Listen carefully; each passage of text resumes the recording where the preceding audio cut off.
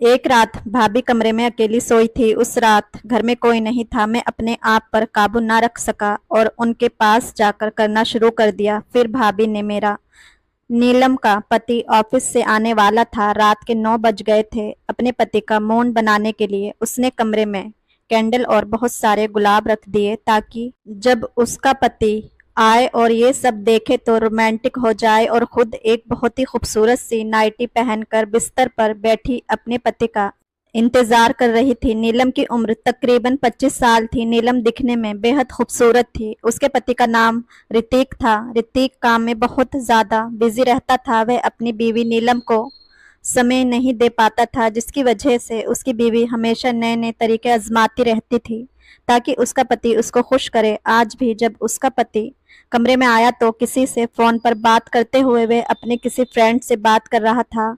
नीलम ने सोचा था कि मेरा पति जब मुझे इन कपड़ों में देखेगा तो खुश हो जाएगा और उसका मौन बन जाएगा, लेकिन ऐसा कुछ नहीं हुआ। उसका पति तो उसकी ओर देख भी नहीं रहा था। उसके ऊपर उसकी नजर ही नहीं गई। तब उठकर वह अपने पति के पास आई। अभी भी वह फोन पर ही बात कर रहा था। गुस्से में उसने अपने पति का फोन लेकर फोन काट दिया। गुस्से से ऋतिक, दिमाग खराब है, मैं कितनी जरूरी बात कर रहा था। नीलम कहने लगी, मैं तुम्हारी बीवी हूँ, सारा दिन तुम काम करते रहते हो, मुझे टाइम नहीं देते हो। मेरी खुशी का क्या? पूरे दिन मैं घर पर काम करती हूँ, सबका ख्याल रखती हूँ और तुम्हें काम के अलावा कुछ दिखता ही नहीं है। ऋतिक कहने लगा, तुम हाउस वाइफ हो, काम करना यही तुम्हारा काम है, उसमें कोई एहसान नहीं कर रही हो। तुम ऋतिक के घर में ऋतिक की माँ और एक बहन वह भी रहती है। उसकी शादी हो चुकी है, अपने पति के साथ अपने मायके में रहती है। ऋतिक की बहन नायरा और नायरा का पति दोनों ऋतिक के ऑफिस में काम करते हैं। इतनी सब कुछ करने के बाद भी ऋतिक का मूड नहीं बना और वह ऑफिस से आकर खाना खाकर चुपचाप सो गया। इसकी वजह से नीलम का दिमाग बहुत खराब हो गया था। वह अपने पति का प्यार पाने के लिए तड़प रही थी। कमरे से बाहर निकल कर बैठी थी। रात के लगभग 12 बज रहे थे। तभी नीलम की सास छत से उतरकर नीचे आई और अपनी बहू को जब इतनी रात में बाहर में देखा तो कहने लगी, तुम यहाँ पर क्या कर रही हो? नीलम कहने लगी, ऐसे ही। ऋतिक की माँ समझ गई थी। कहने लगी, अगर ऋतिक को काम से फुर्सत नहीं मिलती है तो फिर उसे अपने प्यार का जादू दिखाओ। और शादी को इतने साल हो गए हैं, आखिर पोते का मुंह कब दिखाओगी? तुम जाओ अपने कमरे में। नीलम चुपचाप अपने कमरे में चली गई। अगले दिन सुबह जब सब नाश्ता कर रहे थे तभी नायरा बहुत खुश थी। वह अपनी माँ से कहने लगी, मैं आप लोगों को कुछ बताना चाहती हूँ। नायरा की माँ ने कहा, क्या बताना चाहती है? नायरा ने कहा कि माँ, आप नानी बनने वाली हैं। इस बात से नायरा की माँ बहुत खुश हो गई। कहने लगी, बस मालिक, तूने नानी तो बना दिया है, अब बस दादी भी बना दे। शाम हो गई। रात को फिर ऋतिक कमरे में आकर सो गया। उसने अपनी बीवी के साथ कुछ नहीं किया। उसकी बीवी को नींद नहीं आ रही थी तो कमरे से बाहर आ गई। फिर उसे कुछ आवाज सुनाई दे रही थी। वह आवाज नायरा के कमरे से आ रही थी। नायरा के पति का नाम रितेश था। रितेश बहुत हैंडसम था। नीलम नायरा के कमरे की ओर बढ़ने लगी। उसने खिड़की से झांक कर देखा कि रितेश अपनी बीवी के साथ सब करने के लिए बहुत उतावला था, लेकिन नायरा ने रितेश को खुद से दूर कर दिया और कहा, मुझे ये सब अच्छा नहीं लगता, चुपचाप सो जाओ। ये बात नीलम ने अपने कानों से सुनी तो समझ गई कि रितेश भी तन्हा है। रितेश को अपना शिकार बना सकती हूँ। रितेश अब उसकी तन्हाई दूर कर सकता है। रितेश का दिमाग खराब हो गया तो वह किचन में पानी पीने के लिए चला गया। पीछे से नीलम भी पहुंची और बिना कुछ बताए उसने रितेश को पीछे से पकड़ लिया। पहले तो रितेश को लगा कि उसकी बीवी है, लेकिन वो उसकी बीवी नहीं थी, वह तो नीलम थी। उसने देखा तो नीलम को झटक दिया और कहा कि भाभी, आप ये क्या कर रही हैं?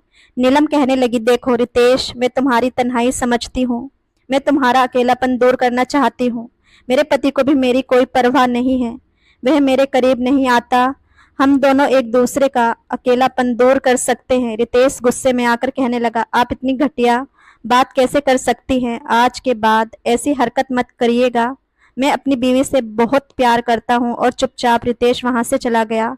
अगले दिन जब रितेश और नायरा ऑफिस में थे तो वहां पर रितेश का काम में मन नहीं लग रहा था। बार बार कल रात की बात सोच रहा था, किस तरीके से भाभी उसके करीब आई थी। तब तक नायरा उसके पास आ गई और कहने लगी, तुम्हारा काम अभी तक कंप्लीट नहीं हुआ। मेरे भाई ने तुमको मेरी वजह से नौकरी दी है अपनी कंपनी में, नहीं तो तुम किसी लायक नहीं हो। नायरा ने अपने पति को बहुत सुनाया, जिसकी वजह से रितेश का बहुत दिमाग खराब हो गया। रात को जब वह ऑफिस से आया तो अकेला बैठा था। उधर नीलम का पति सो गया था तो नीलम भी उसके पास आई। नीलम ने इस मौके का फायदा उठाया।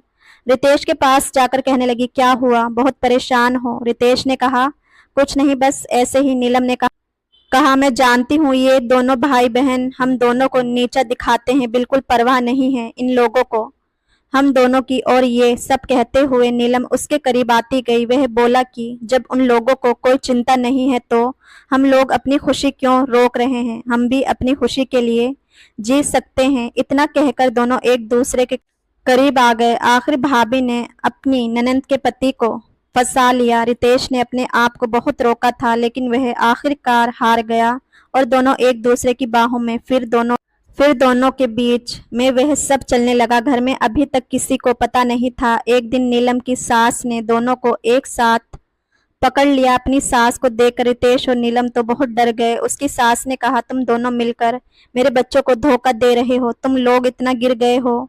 नीलम बहुत गुस्से में आ गई और कहने लगी, हम कोई धोखा नहीं दे रहे हैं, आपके बेटे को मेरे लिए टाइम नहीं मिल रहा है। अगर मैं रितेश के साथ में ये सब कर लिया तो क्या बुरा कर दिया? सास कहने लगी, अभी मैं जाकर ऋतिक को सब कुछ बताऊंगी और अपनी बेटी को भी। नीलम ने कहा, देखो माँ जी, सोच लो, आपकी बेटी पेट से है, कहाँ जाएगी, क्या करेगी, बच्चे का क्या होगा? अच्छा यही है कि इस बात को आप राज ही रखो। लेकिन माँ तो माँ होती है, वह अपनी बेटी का बुरा कैसे देख सकती है? उसने सोचा कि क्यों ना ऋतिक को और नीलम को इस घर से बाहर भेज दिया जाए। उसने अपने बेटे ऋतिक से बात की कि तुम अपना नया ऑफिस बनाने वाले थे, मैं सोच रही हूँ उस ऑफिस को शहर से बाहर बना लो। ऋतिक भी मान गया और दोनों अगले दिन शहर जाने वाले थे। ऋतिक अपनी बीवी को लेकर घर से जाने वाला था और ये बात जब नीलम को पता चली तो बहुत गुस्सा हुई। वह जान गई कि ये सब उसकी सास का किया धरा है।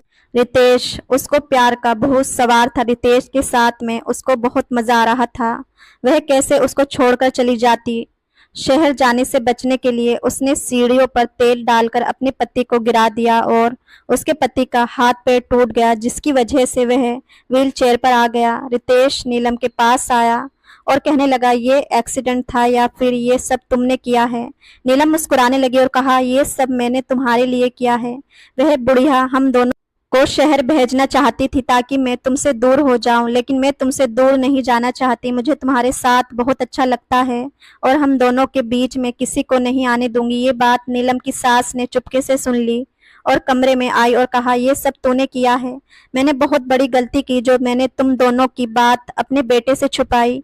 मैं अभी जाकर उसको सब कुछ बताऊंगी, उसके बाद देखना वह तुम्हें घर से निकाल देगा। उसकी सास जाने लगी थी। नीलम ने अपनी सास को समझाने की बहुत कोशिश की लेकिन वे मान ही नहीं रही थी। पीछे पीछे नीलम जा रही थी, आगे उसकी सास। लेकिन जब नीलम को लगा कि उसकी सास नहीं मानेंगी तो जैसे ही उसकी सास सीढ़ी से नीचे उतरने लगी वैसे ही पीछे से उसने अपनी सास को धक्का दे दिया और वो सीढ़ियों से गिर गई। उसके सर पर बहुत ज्यादा चोट लग गई।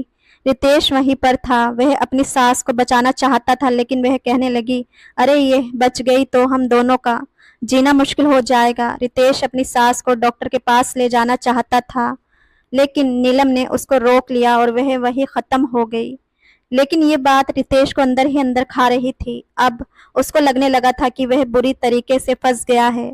उसने भाभी के साथ वह सब करके गलत कदम उठाया है क्योंकि उस समय वह परेशान था और नीलम ने इसी बात का फायदा उठाकर रितेश को फंसा लिया। लेकिन अब रितेश को ये एहसास हो रहा था कि वो गलत कर रहा है और अपनी सास के मर जाने के बाद वह अंदर ही अंदर घुट रहा था। तभी उसने ये फैसला किया कि अब वह नीलम के साथ में कुछ नहीं करेगा। और ये बात जब रितेश ने नीलम को बताई कि अब मेरा तुमसे कोई लेना देना नहीं है, मैं तुम्हारे साथ अब कुछ भी नहीं ऐसा वैसा करूंगा और ना ही तुम मेरे करीब आना। नीलम का दिमाग बहुत खराब हुआ था। अगले दिन रितेश अपने कमरे में बैठा था, तभी नीलम उसके कमरे में गई और अंदर जाकर चिल्लाने लगी, छोड़ो मुझे, ये क्या कर रहे हो?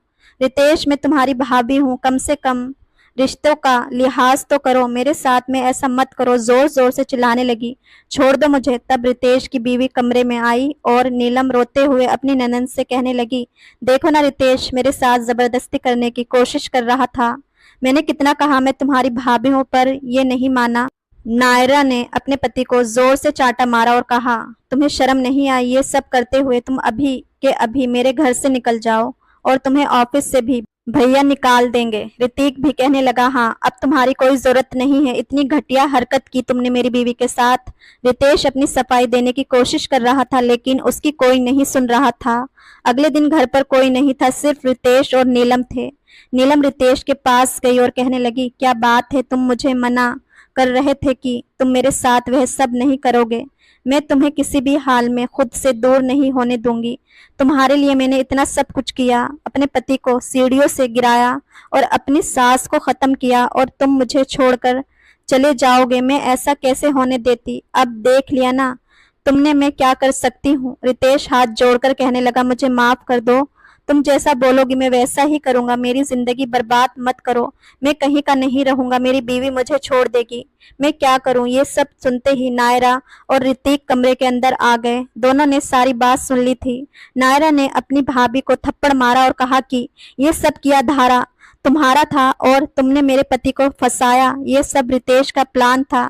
ऋतिक से उसने पहले ही सब कुछ बता दिया था और कहा था मैं आपको साबित करके दिखाऊंगा, बस आप मुझे एक दिन का टाइम दे दीजिए। और रितेश ने ये साबित कर दिया था कि किस तरीके से नीलम ने उसको फंसाया था और उसकी माँ को खत्म किया था। ऋतिक ने पुलिस को बुला लिया। पुलिस नीलम को पकड़कर लेकर चली गई। जो काम गलत है उसका अंजाम कभी सही नहीं हो सकता। इंसान कितना भी सोचे कि हम गलत करके उसको छुपा लेंगे लेकिन वह एक ना एक दिन सबके सामने आ जाता है। और कोई बड़ी बात नहीं कि एक छोटी गलती की वजह से आपकी पूरी जिंदगी बर्बाद हो जाए या पूरी जिंदगी भर इस गलती की सजा काटनी पड़े। जल्दबाजी में ऐसा कोई काम मत कीजिए जिसकी वजह से फ्यूचर में आपको तकलीफ उठानी पड़े। पति पत्नी का पवित्र रिश्ता भरोसे पर टिका होता है। कभी प्यार ज्यादा कम पड़ सकता है। अगर बीवी नौकरी करती है तो